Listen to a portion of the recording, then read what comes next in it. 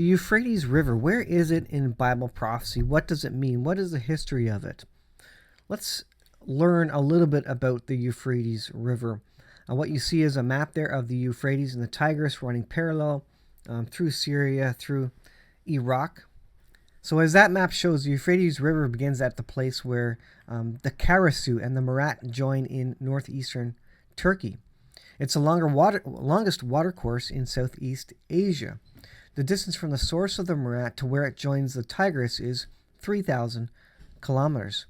The waterway provided the water that led to the first flowering of civilization in Sumer, dating from about the 4th millennium BC. Many important ancient cities were located on or near it, including Nippur, Shuruppak, Uruk, Eridu, and where Abraham was born.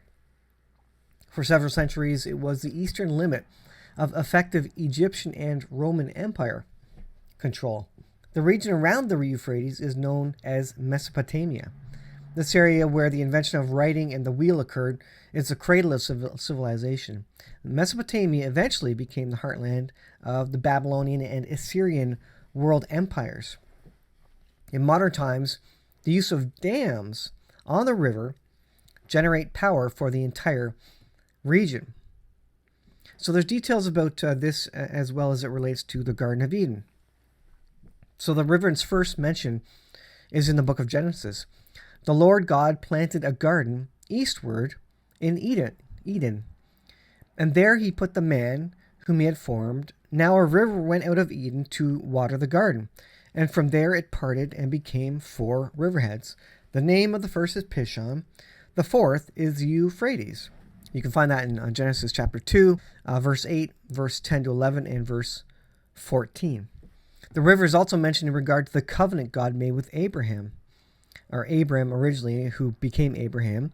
This covenant, which promised an inheritance in the land of Canaan, was made after Abraham had left his home in Ur of the Chaldees. God promised to give him the land from the Nile River to the Euphrates, which was populated at the time by people such as the Kenites, the Hittites, the Amorites, the Canaanites, and others. And that can be found in Genesis 15. So is there a fulfillment of Bible prophecy related to this? Does this show up in Bible prophecy? Well, yes, it does. It's in Revelation chapter 9, which is the scriptures we read today in Scriptures Read Aloud video. This is September 2nd, 2022 when you're listening to this.